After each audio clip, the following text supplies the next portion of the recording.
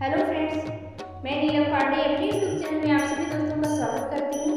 आप सभी के बीच में बहुत ही प्यारा सा शॉर्ट गीत लेके आई हूँ।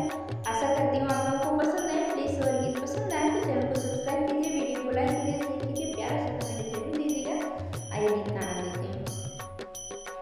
लाली गैया के बाछड़वा तो सीताजी आंगनली पे, सीताजी आंगनली पे हो।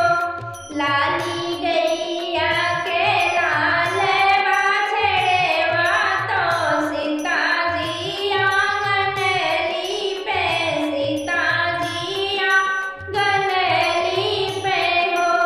हे बहिनी पिछवा से होला पुकारे, सुनहु बेटी सीता, सुनहु बेटी